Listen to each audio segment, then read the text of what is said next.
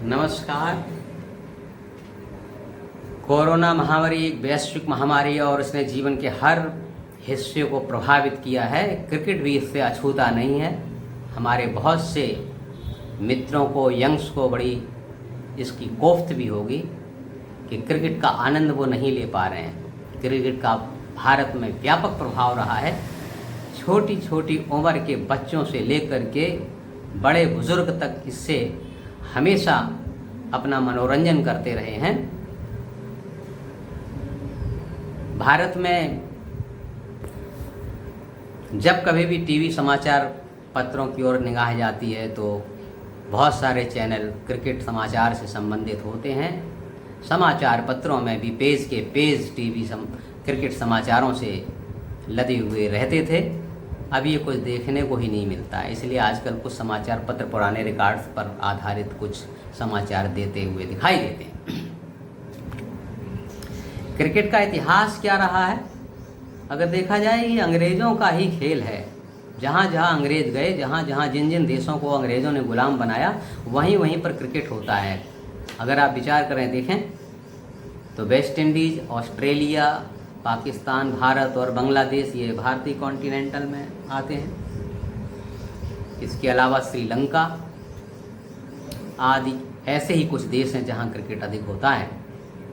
Japan, Germany, चीन, America, यहाँ कहीं क्रिकेट के प्रति इतना ज़्यादा लोगों में जोश नहीं है। लगाम पिक्चर देखी थी, उसमें कुछ परिवेश उन्होंने अंग्रेज़ों के समय और क्रिकेट का दिखाया था। ऐसा लोग कहते हैं पहले अंग्रेज़ जब भारत में राज्य करते थे, उनके पास समय रहता था तो क्रिकेट खेलते थे। क्रिकेट खेलने में गेंद काफ़ी दूर चली जाती थी, उसको देखने के लिए भारतीय जनता एकत्र हो जाती थी। कुछ भारतीय यंग्स को, जवानों को रख लेते थे, अगर गेंद चली जाती है दूर तो उसको उठा कर लाने के लिए। हो सकता है ये बात सही हो, लेकिन अपने स्टूडेंट लाइफ के समय कई बार खिलाड़ियों से, बच्चों से, अपने सहपाठियों से सुनते थे, कहते थे अरे क्रिकेट क्या है, ये तो गुल्ली डंडा है। गांव देहातों में जो गुल्ली डंडा होता है, लगभग नियम तो क्रिकेट में कुछ बन गए हैं, लेकिन मूल रूप से वो उसी का एक रूप है, ऐसा देखने में आता है। क्रिकेट एक ऐसा खेल है जिसमें आज 100 साल से तरह तरह के जो रिकॉर्ड्स हैं वो मेंटेन किए जाते हैं। कई बार देखा जाता है अगर रिकॉर्ड ना हो तो क्रिकेट कुछ नहीं है। रिकॉर्डों से इंटरेस्ट पैदा होता है, आज इसका रिकॉर्ड टूटा, कल उसका रिकॉर्ड टूटा, आदि आदि। अगर क्रिकेट से रिकॉर्ड को हटा दें तो उसकी नीरसता ही रह जाएगी, कुछ बचेगा ही नहीं। क्रिकेट को it is the game of gentleman कहा जाता है। ये भद्र पुरुषों का खेल है। अब विचार करिए, भद्र पुरुष क्या होते हैं? अंग्रेज भद्र पुरुष होते हैं। मूलतः इसके इकोनॉमी पर जाएं तो हमें लगता है क्रिकेट एक पूंजीपतियों का खेल है। बहुत बड़ी पूंजी लगती है, कितने बड़े बड़े स्टेडियम बनाने पड़ते हैं, कितने बड़े मैदानों को मेंटेन करना पड़ता है, और खेलते कितने लोग हैं, लेकिन उसमें केवल 22 लोग खेलते हैं। 11-11 की 2 टीमें ही खेलती हैं, बाकी सब दर्शक रहते हैं।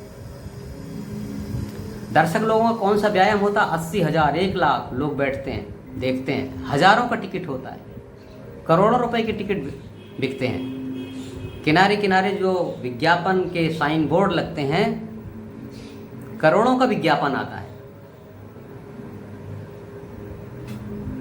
जो उनकी यूनिफॉर्म होती, जर्सी होती है, उस पर भी विज्ञापन रहता है, पैड पर भी विज्ञापन रहता है, बैट पर भी विज्ञापन रहता है। ये विज्ञापन किनका? विभिन्न कंपनियों के प्रोडक्ट्स का। क्या खेल में इतना विज्ञापन की आवश्यकता है?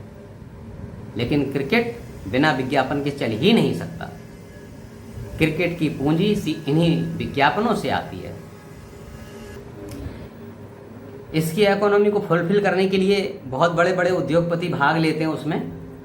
कई बार वो अपनी अपनी कंपनी, अपनी टीम बना लेते हैं और उसको, उसके इकोनॉमी को बढ़ाने के लिए फैशन शो आयोजित करते हैं, तरह तरह की लग्जीरियस प्रतियोगिताएं आयोजित करते हैं। इतने से भी उनका मन नहीं भरता है, क्योंकि सेठ तो सेठ ही है। सट्टा मार्केट भी लगता है आप लोग जानते होंगे कि किसी खिलाड़ी को हारने के लिए, किसी खिलाड़ी को स्लो बैटिंग करने के लिए, किसी खिलाड़ी को शीघ्र आउट होने के लिए पैसा दिया जाता है, घूस दिया जाता है, जिससे कि घूस देने वाला सट्टे में अपनी अधिक कमा सके। पहले से ही वो मैच के रिजल्ट को डिसाइड कर देता है, उसी को मालूम रहता है। फिर लगता है सट्टा। बड़ी संख्या में सट्टेबाजी के द्वारा बहुत करोड़ों का खेल होता है और इसीलिए खिलाड़ियों को खरीद लिया जाता है। ये बात झूठी नहीं, आप सभी जानते हैं। मनोज प्रभाकर, अजहरुद्दीन और इसी प्रकार के बहुत से खिलाड़ियों का नाम इस प्रकार की सट्टेबाजी में आ चुका है। तो ये खेल है कि सट्टेबाजी खेल है कि जुआ, ही आपको ही निर्धारित करना चाहिए। किसी भी छात्र से पूछोगे भैया क्या खेलते हो, तो कहता हाँ खेलते हैं। क्या खेलते हो? क्रिकेट। हमारे यहाँ अधिकांश लोग क्रिकेट खेलते हैं, उनको पता ही नहीं कि क्रिकेट की खेल है कि नहीं। खेल किसे कहते हैं? खेल उसे कहते हैं जो शारीरिक मजबूती प्रदान करता है, अनुशासन का पाठ पढ़ाता है, नैतिकता के संस्कार देता है, उसी को हम खेल कह सकते हैं। व्यायाम और खेल बहुत आवश्यक है, लेकिन इस पैमाने पर भी क्रिकेट को कस करके देखना चाहिए कि क्या इन आवश्यकताओं की पूर्ति क्रिकेट करता है। सबसे पहले ये विचार करिए, देखिए कि व्यायाम के लिए कोई भी स्टूडेंट, कोई भी बालक, कोई भी युवा कितना समय दे सकता है। व्यायाम उसी को कहते हैं प्रतिदिन जिसको किया जाए, निश्चित प्रकार से किया जाए, शरीर के लाभ के लिए किया जाए।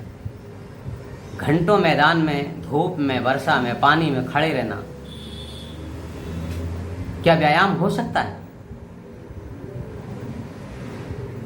क्रिकेट निश्चित रूप से व्यायाम की आवश्यकताओं की पूर्ति नहीं करता है। हाँ, जो क्रिकेटर होते हैं वो अपने शरीर की मजबूती और अभ्यास के लिए, फिट रहने के लिए व्यायाम का सहारा लेते हैं, प्राणायाम तक का भी सहारा लेते हैं और अपने शरीर को हमेशा फिट रखते हैं। लेकिन गली कूचे में खेलने वाले, अपने मोहल्ले में, शहरों में खेलने वाले लोग भूल जाते हैं कि शरीर के लिए व्यायाम आवश्यक है। वो तो बस केवल बल्ला और गेंद उसी को चटकाना चालू कर देते हैं और वास्तव में उनके पास जो है घंटों का समय बर्बाद करने के लिए है भी नहीं। इस प्रकार से क्रिकेट खेल की और व्यायाम की आवश्यकताओं को रत्ती भर पूरा नहीं करता।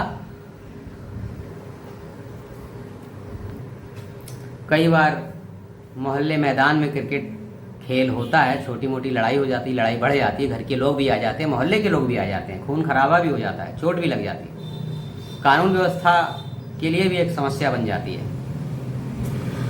अनुशासन क्या सिखाता है? क्रिकेट से कुछ भी अनुशासन सीखने को नहीं मिलता। हाँ, अनुशासन की आवश्यकता हर खेल में होती है, लेकिन ये वास्तव में एक बहुत बड़ी समस्या भी बनता है। कई बार देखा है कि बीच सड़क पर विकेट गाड़ करके मोहल्ले के युवा क्रिकेट खेलने लगते हैं, फिर उनको नहीं मालूम पड़ता कि बाइक से आने वाले व्यक्ति को गेंद लग सकती है, चोट लग सकती है, वो चौंक सकता है, वो गिर सकता है, उसको चोट, घायल हो सकता है। कई बार घरों के पास छोटी सी सड़क पर भी मोहल्ले के लड़के खेलने दिखाई देते हैं, उनको मना किया जाएगा तो वो मानेंगे नहीं। चबूतरे पर बैठना मोहल्ले के लोगों को मुश्किल हो जाता है, मोहल्ले की महिलाओं को शाम के टाइम भी चबूतरे पर बैठना मुश्किल हो जाता है। क्यों? वो छोटे छोटे लड़के आपकी बात मानने वाले नहीं हैं। युवा पीढ़ी ने प्रौढ़ पीढ़ी को धता बता दिया है और क्रिकेट ने ये सीख दी हुई है। और अब एक विचार करिए कि क्रिकेट क्या देश के लिए कितना आवश्यक है। जब कभी भी भारत पाकिस्तान का क्रिकेट होता है, एक महायुद्ध जैसा होता है। वहाँ की जनता और भारत की जनता सब एक दूसरे के साथ एकदम तैश में रहते हैं, कोई हारना नहीं चाहता, राष्ट्रीयता का ज्वार पैदा हो जाता है।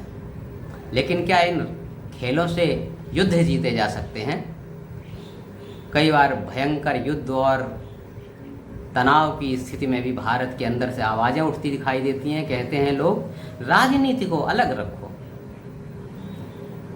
खेल को अलग रखो, अर्थात क्रिकेट चलते रहना चाहिए, पाकिस्तान से संबंध अच्छे होने की आशा में खेल खेलते रहना चाहिए।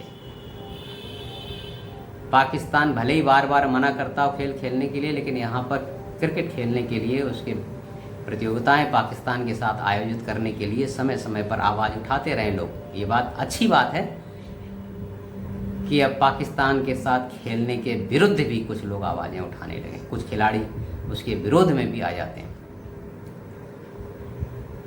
आपने देखा होगा नवजोत सिंह सिद्धू तो मिल गया पाकिस्तान को, जो पाकिस्तान की बात करता है, लेकिन भारत को एक भी पाकिस्तानी क्रिकेटर नहीं मिला जो भारत के पक्ष में खड़ा हो, भारत की बात करता हो। अब आप ही विचार करिए, क्रिकेट के पक्ष में जब बात होती है तो बहुत सुंदर, क्रिकेट के विरुद्ध जब बात होती है तो आप बड़े दुखी हो जाते हैं। सोचने की बात है। गावस्कर भी महान थे, लेकिन देश को 100 गावस्कर मिल जाएं तो क्या होगा अगर 100 सावरकर न मिले। 100 सावरकर जरूरी हैं कि 100 गावस्कर जरूरी हैं। धन्यवाद।